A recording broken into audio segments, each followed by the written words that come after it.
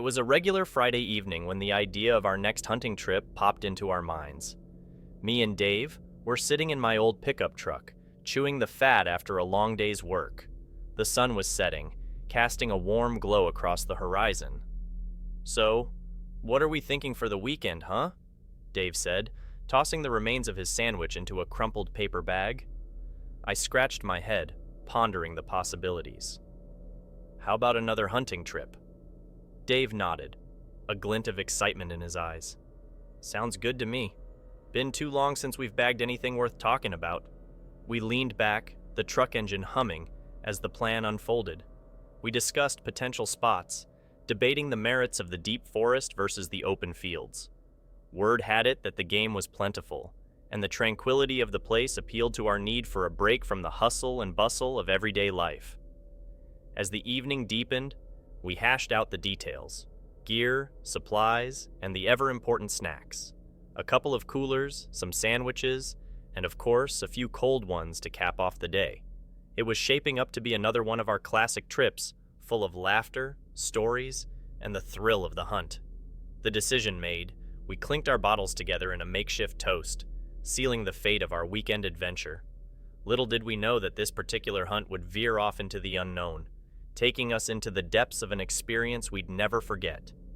The truck rolled away from our meeting spot, the engine humming a tune of anticipation, echoing the excitement building within us. We arrive at the Allegheny National Forest in Pennsylvania. It's not the first time we get there. The forest that day had this eerie calm. We found this spot, tall trees lining the path, leaves crunching beneath our boots. It started like any other hunt, but little did we know it'd turn into a nightmare. We'd set up our spot, unpack our gear, and patiently wait for any signs of game. Sometimes we'd get lucky and have a successful day. Other times it would be quiet, and we'd just enjoy the tranquility of nature. There was never anything out of the ordinary, just the thrill of the hunt and the camaraderie with my buddy. These trips were more about the simple joys of being outdoors, connecting with nature, and enjoying each other's company. As we're settling in, glassing the area for any movement, Dave nudges me. He points towards the trees, and there's this figure standing there. A dude, just watching us, was about average height, maybe around 5'10". He had a lean build, not too muscular, but you could tell he was in decent shape. His clothes were kind of ordinary, like something you'd see anyone wearing. Jeans and a hoodie, both a bit worn out. What struck me the most, though, were his eyes. They were piercing. His face was mostly hidden by the hoodie, but I caught a glimpse of a scruffy beard and some messy hair sticking out. Now, we're a friendly bunch, so we wave and shout hello. But this guy, he just stands there, silent. Maybe he's lost or something. But as we move deeper, he's following us, always keeping his distance, like a shadow in the trees. That quiet crept into my spine, you know? We decide to change our spot, but he's still there, trailing us. By midday, things got strange. Dave whispers that he heard footsteps, but when we look, no one's there. Out of nowhere, this guy steps into the open, holding a knife. No words, just this dead stare. Dave tells me to run, and we take off. But it's like this guy knows the forest better than us, catching up fast. We zigzag, try to lose him, but he's relentless. Suddenly, Dave falls, clutching his leg. The guy's on us, and I see the knife glinting again. I grab a branch and swing it at him, and he stumbles and runs away. After the shock of the attack that left Dave injured, panic and desperation took over. With adrenaline pumping through our veins, we stumbled through the dense forest, frantically searching for help. Gasping for breath, we stumbled upon another group of hunters. Their faces mirrored our shock as they saw Tom, blood staining his clothes. Without hesitation, they rallied to our aid, offering words of comfort and swift action. One of them radioed for emergency assistance, while another assessed Tom's injuries with calm expertise that suggested they were more than just weekend hunters. We bolt calling 911. The police came and searched the area, but the guy vanished. Tom got stabbed, but thankfully he survived. The police say it was a random attack, but I can't shake off the feeling that we were hunted by someone who knows those woods too well. It all started a few weeks back when my buddy Mark, who's the one who's really into hunting, came up with the idea for a hunting trip. He's been talking about it for ages, going on and on about how great it would be to get out into the woods and bag ourselves some deer. Now, I ain't much of a hunter myself, but Mark's enthusiasm was contagious. Plus, our other friend Joe was all for it too. So, we set a date and started getting everything together. Mark was in charge of the gear, Joe handled the food. The day of the trip finally arrived, and let me tell you, the excitement was palpable. It was November 12th, 2023, and the air was filled with anticipation as we loaded up Mark's old pickup truck with all our gear, double-checked our rifles, and set off into the wilderness. As we drove deeper into the forest near the Great Smoky Mountains National Park, the anticipation grew. Mark was practically bouncing in his seat, going on about all the big bucks he was going to take down. Joe was a bit quieter, but you could see the excitement in his eyes too. I was just happy to be out of the city for a while, even if hunting ain't exactly my thing. When we finally reached our hunting spot near Gatlinburg, Tennessee, it was like stepping into another world. The trees towered overhead, casting long shadows across the forest floor. The air was crisp and clean, with just a hint of pine. We unloaded our gear and set off into the woods, following Mark's lead. He seemed to know exactly where he was going, like he'd been planning this trip for years. Joe and I followed close behind, scanning the trees for any sign of movement. As we trudged deeper into the forest, the excitement started to fade, replaced by a sense of calm. The only sound was the crunch of leaves underfoot and the occasional chirp of a bird. It was peaceful, almost serene, like we were the only people in the world. We had been trudging through the dense underbrush for what felt like hours, our eyes scanning the trees for any sign of movement. Joe was a few paces ahead of us, his rifle slung over his shoulder as he moved with cautious determination. Suddenly, there was a rustling in the bushes to our right, and Joe froze, his eyes narrowing as he raised a hand to signal for us to stop. My heart started pounding in my chest as I gripped my rifle tighter, my senses on high alert. Mark and I exchanged a glance.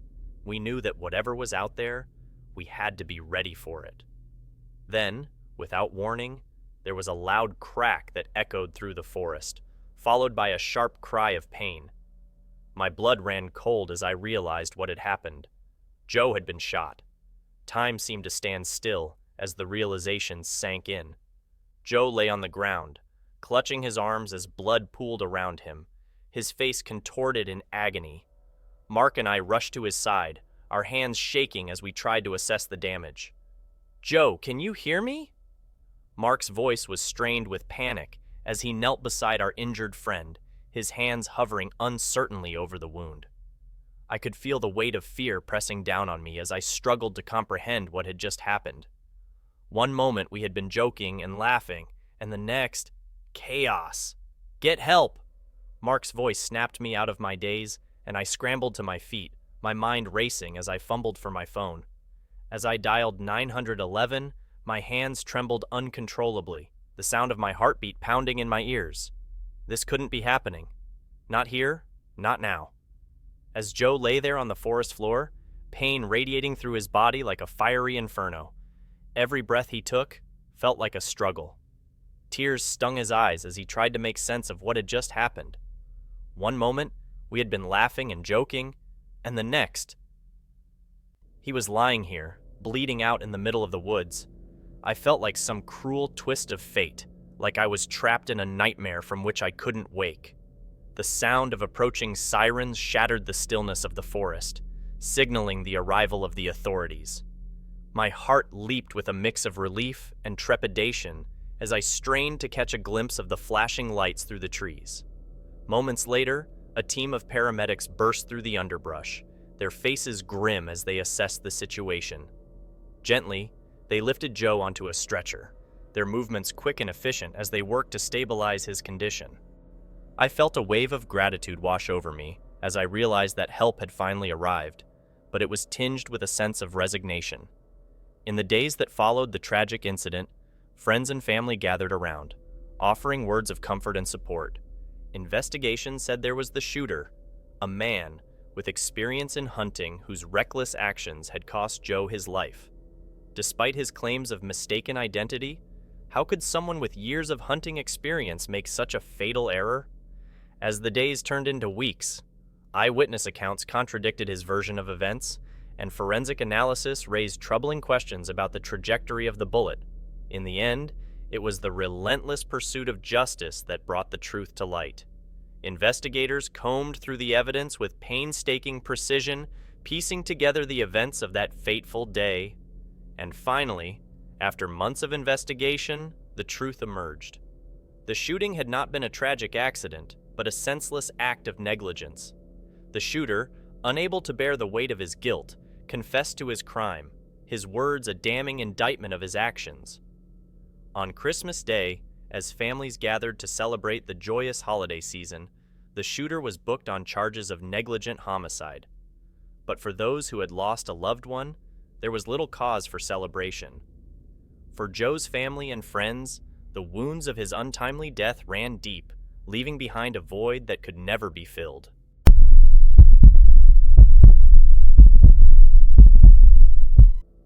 It was the end of a grueling year at university, with deadlines looming and stress levels soaring to new heights. In desperate need of a reprieve from the relentless pressures of academia, my friend Henry and I found ourselves yearning for an escape, a chance to reconnect with nature and leave the hustle and bustle of city life behind. With a shared passion for the great outdoors, we decided to embark on a hunting trip, seeking solace amidst the rugged beauty of the wilderness. Despite our limited experience in the art of hunting, we were fueled by a sense of adventure and a desire to explore the untamed wilderness that lay beyond the confines of civilization. In the days leading up to our expedition, Henry and I meticulously prepared for our journey into the unknown.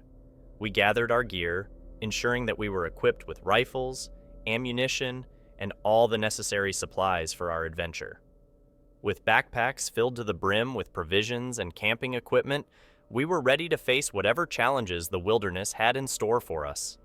But our preparations extended beyond mere physical provisions. We also spent hours poring over maps and researching the best hunting grounds, determined to make the most of our time in the great outdoors. With each passing day, our anticipation grew, fueling our excitement for the adventures that lay ahead. As we loaded our gear into Henry's pickup truck on the morning of our departure, a sense of exhilaration washed over us, mingled with a hint of apprehension at the unknown dangers that awaited us in the wilderness. But despite our nerves, we were ready to leave the stresses of university life behind and embrace the freedom of the open road.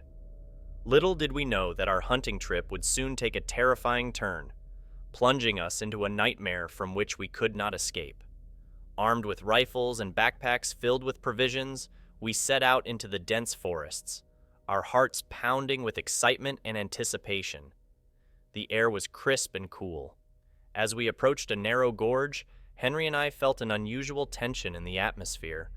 The rustle of leaves beneath his boots echoed unnaturally, and the normally chatty birds fell into an eerie silence, causing us to pause and scan his surroundings. Henry's senses heightened as he became acutely aware of our isolation. The dense underbrush seemed to conceal hidden eyes, and an unsettling silence hung in the air. He tightened his grip on the rifle slung over his shoulder, instincts whispering that we were not alone. Without warning, the mountain lion lunged from the concealment of the underbrush, its sleek form a blur of motion. Reacting on instinct, Henry swung his rifle up, firing a desperate shot into the air. The echoing boom reverberated through the mountains, signaling our distress. The mountain lion, momentarily startled, hesitated in its attack. With a primal grace, it pounced from the underbrush, powerful muscles propelling its lithe form toward Henry. The air crackled with tension as the apex predator closed the gap between them. The impact knocked him off balance, and the forceful jaws of the big cat clamped onto his shoulder. With trembling hands, I unslung my rifle, the weight of the weapon grounding me in the reality of the dangerous situation. Panic mingled with determination as I aimed the barrel toward the mountain lion. Summoning courage and conviction, I squeezed the trigger. The bullet tore through the air, its trajectory aimed at the looming threat. The mountain lion, startled by the sudden assault, recoiled momentarily, allowing Henry a precious moment to break free from its relentless grip. Seizing the opportunity, Henry and I sprinted away from the danger. As the gunshot echoes reverberated through the dense forest, a distant hunter emerged on the horizon and heard the unmistakable sounds of distress. When the hunter found us, he immediately examined Henry, who found that he had been injured in the shoulder when he was defending himself. "James," the hunter said, "you are lucky, Henry. Mountain lions often attack the neck of their prey to finish it off as quickly as possible." Henry's injury to his shoulder was severe. James, the other hunter, tore a piece of cloth and grabbed Henry's shoulder. We called the authorities and took a position where we could watch for any sudden movement in case the lion returned. It was a dangerous experience in which we wanted to hunt, but then we found ourselves becoming the prey.